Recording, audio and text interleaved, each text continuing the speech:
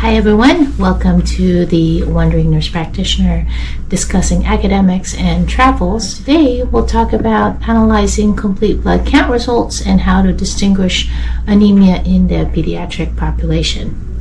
The complete blood count, which is the CBC, red blood cells, which are the RBC indices, blood smear, and retic count are used to focus the diagnostic considerations and further testing to confirm the source of anemia. Keep in mind that the reticulocyte count is not necessary for the diagnosis of iron deficiency anemia in children less than 2 years old who present with a mild microcytic anemia and a suggestive dietary history. A complete blood count provides information about the red blood cells and other cell lines, namely the white blood cell count and the platelets, and all the three cell lines should be evaluated for any abnormalities. The hemoglobin hematocrit tells us if the child is anemic. Red blood cell indices, which consist of like mean corpuscular volume, which is the MCV, is measured directly by the automated blood cell count and represents the mean value of the volume of individual red blood cells. The MCV is very useful when you're evaluating a patient with anemia and is used to classify the anemia as microcytic, normocytic, or macrocytic.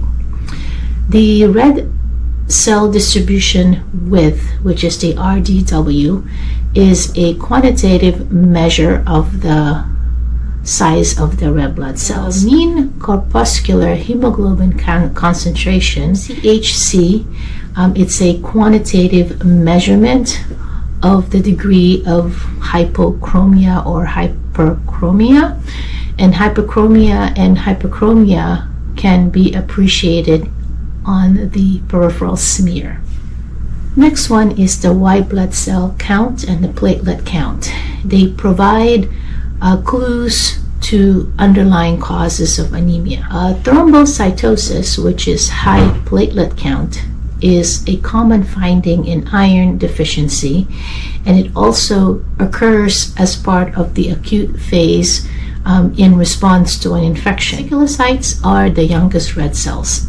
When you're interpreting the count, you should pay attention to the reticulocyte parameter for each age, of course, and it is helpful to estimate the retic count corrected. So a retic count corrected for the degree of anemia. The corrected retic count is useful when you're determining whether the bone marrow response to anemia is appropriate. With the anemia with high retic count, it shows an increased erythropoietic response to hemolysis or blood loss, and anemia with a low retic count shows a deficient production of red blood cells. Now, when you do the blood smear, it is an essential part of evaluating anemia. So even if the patient's red blood cell indices are within a normal range, when you look at the blood smear, it may show abnormal cells. So the normal mature red blood cell is like a biconcave disc, and as a result, the red blood cells on the peripheral smear shows an area of central pallor, which in normochromic red blood cells, it is approximately 1/3 of the diameter of the cell. So an increased central pallor shows hypochromic cells, which most often are seen in iron deficiency and thalassemia. Hope this helps to define what anemia is when you're looking at it in different perspective. Please always call or ask questions from your providers if you have any other questions, and if you have questions about this. So I'll see you guys in the next vlog. Thanks for tuning in.